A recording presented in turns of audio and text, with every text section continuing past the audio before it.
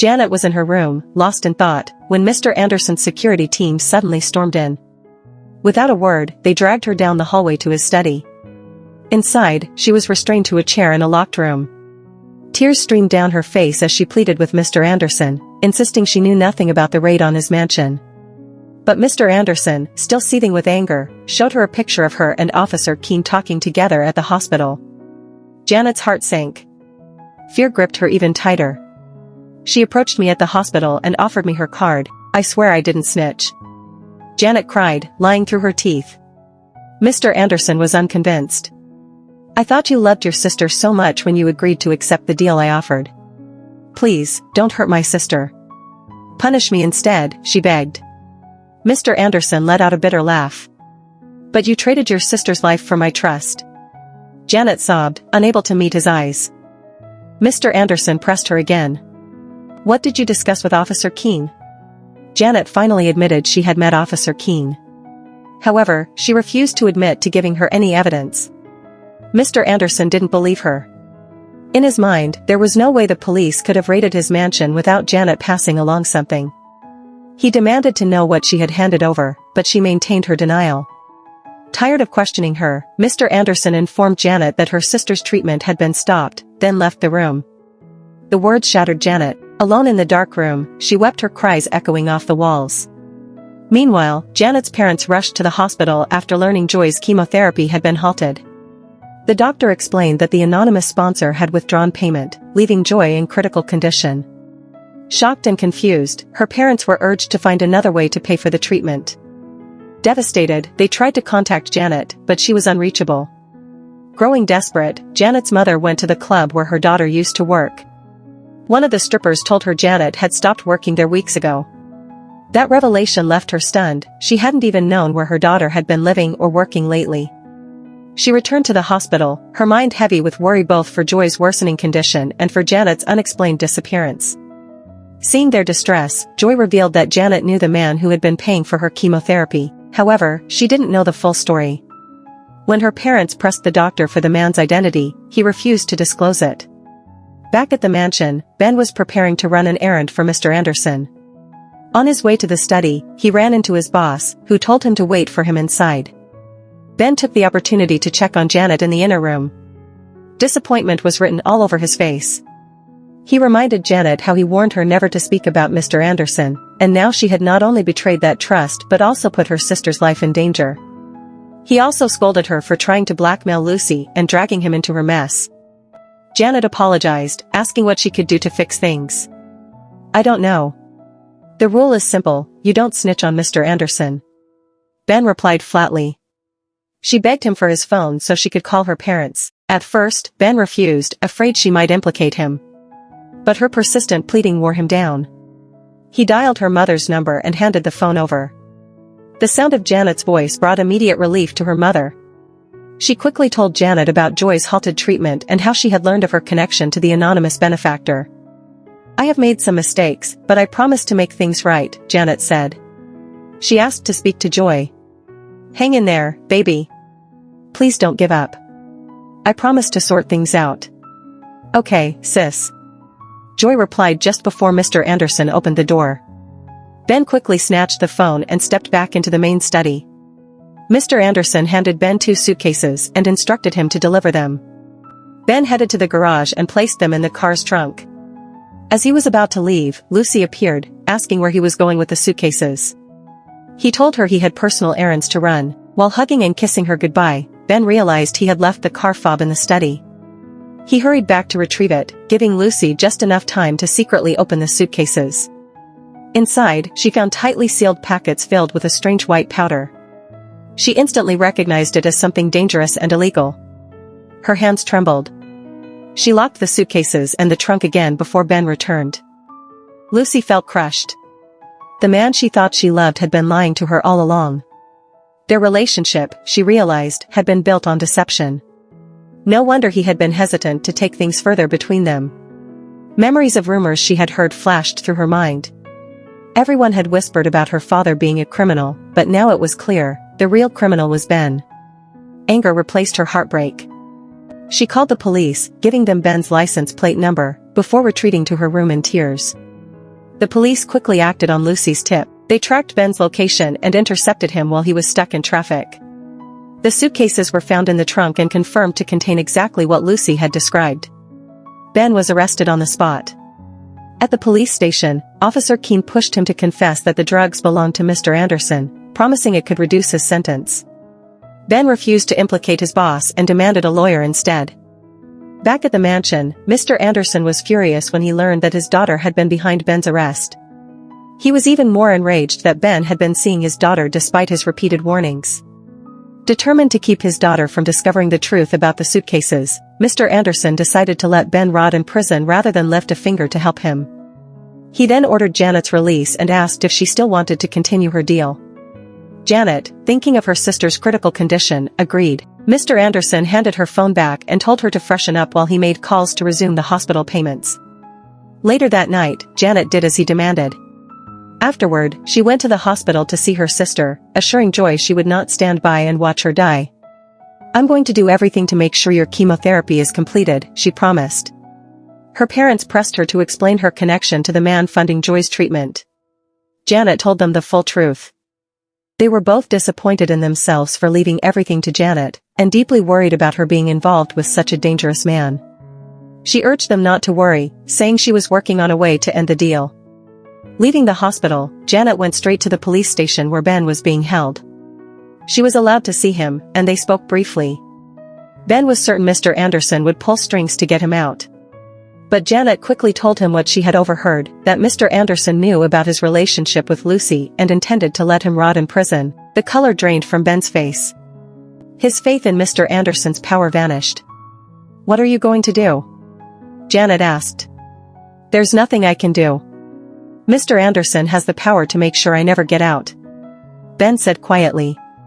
He was led back to his cell, leaving Janet staring after him. Sadness weighed on her as she walked out of the station. She couldn't let Ben take the fall. If anyone belonged behind bars, it was Mr. Anderson. She considered talking to Lucy in person but knew she wouldn't be given the chance. Instead, she decided to send her a message from an unknown number. "Ben is the wrong person to be in jail. Give him a chance to talk and find out the truth." When Lucy received the message, she wondered who had sent it. Still, curiosity got the better of her, and she decided to visit Ben. When they met, Lucy confronted him for lying to her and expressed how betrayed she felt after discovering what he was involved in. She made it clear this would be the last opportunity for him to tell her the truth. Ben, sensing her pain and seeing the anger in her eyes, realized there was no point in lying anymore. He revealed what her father, Mr. Anderson, was involved in and the power he held. He explained that everyone working for her father had something significant to lose if they ever betrayed him. When Lucy asked what he personally stood to lose, Ben shared his story. 8 years earlier, he had been playing a video game with his brother when the older boy received a phone call. Without explanation, his brother grabbed his jacket and rushed out of the house. Ben remained behind, finishing the game alone. His brother never came home that night, and their mother's worry grew into panic.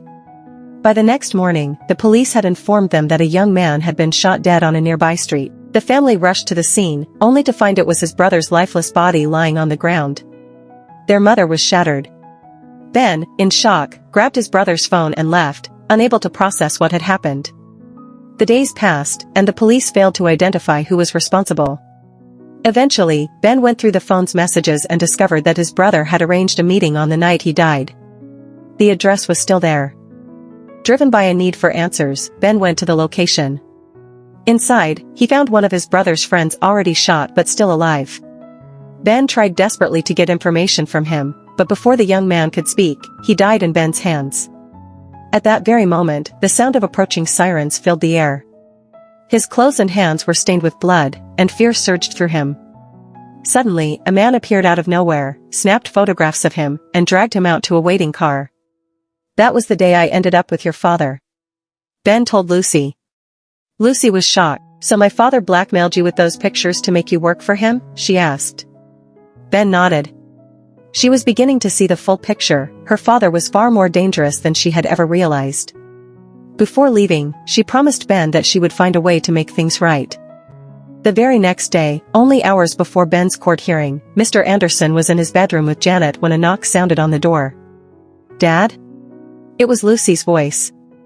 Mr. Anderson immediately told Janet to hide in the bathroom before opening the door. Lucy stepped inside and, without hesitation, confronted her father.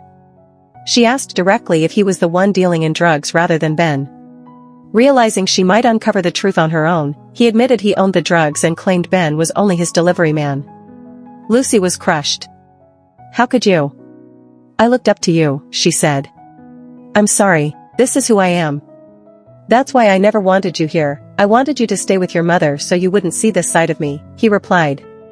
He then admitted he knew about her relationship with Ben, adding that he was supposedly doing everything possible to secure Ben's release if she promised to stay quiet. Lucy agreed outwardly, masking her true intentions. What Mr. Anderson did not know was that she had recorded the entire conversation on her phone. After she left, Janet emerged from the bathroom and resumed the task Mr. Anderson expected of her. The next day in court, Ben testified that he didn't know what was in the suitcases, claiming he was just running an errand for Mr. Anderson. But Mr. Anderson lied on the stand, saying he never sent Ben anywhere that day. The jury found Ben guilty. Just before sentencing, Lucy stepped forward and played part of her recorded conversation with her father. She had edited the audio to remove the part about Ben's deliveries but kept the rest, clearly implicating her father. The court adjourned, and Mr. Anderson was arrested on the spot. His assets were seized pending further investigation. Janet, who had been present in court, realized her sister's chemotherapy would no longer be funded. Desperate, she approached Lucy, who initially refused to speak with her, until Janet revealed her own recording, the unedited conversation she had overheard from the bathroom. "If I play the whole audio in court, Ben won't go free," Janet warned. "He delivered for Mr. Anderson and will spend years in prison." "He didn't have a choice," Lucy shot back. "And you think I had a choice when I got involved with your father?" Janet replied. "You're nothing but a gold digger," Lucy accused. "You don't have the right to judge me," Janet countered. "You're protecting Ben because you love him. I was protecting my sister's life. Do you know how much we pay for chemotherapy every week?" Finally, Lucy asked, "What do you want?" Janet demanded the diamond necklace Lucy had taken from her after catching her stealing it. Since Mr. Anderson had never mentioned it, Janet knew Lucy hadn't told him. If Lucy refused, Janet would release the full recording. Reluctantly, Lucy handed over the necklace to protect Ben. Janet was pleased and quickly sought buyers. But when they tested it, they told her it was a fake. Heartbroken, she returned home and cried, feeling she had failed her sister. While holding the necklace, she noticed the pendant could be opened. Inside, she discovered a hidden nano drive. Inserting it into her laptop, she found files detailing Mr. Anderson's criminal activities. Wasting no time, she gave the nano drive to Officer Keene, who confirmed it was enough to ensure a conviction. Janet reminded Officer Keene of their deal, and the officer assured her the government would take responsibility for her sister's chemotherapy from then on. Overjoyed, Janet rushed to the hospital to share the news with her sister and parents, who celebrated together. In court, the new evidence proved Mr. Anderson's guilt. The charges against Ben were dropped, and he was released. Lucy, relieved, ran to embrace him and Ben thanked her. He later called Janet to express his gratitude, promising to check on her and her sister once he was back on his feet. Lucy was permitted to collect her belongings from her father's mansion before it was locked down. Reflecting on everything, she realized Janet had been right in some ways. She decided to visit Janet's sister at the hospital. Janet was surprised to see her, and after Lucy checked on her sister, the two stepped outside to talk. Lucy admitted feeling conflicted about her relationship with Ben, sometimes guilty about the choices she had made. "You did the right thing by saving Ben. He's a good man, and he loves you," Janet said. In that moment, Lucy began to see Janet differently, someone she could actually be friends with. The end. Kindly subscribe for more stories.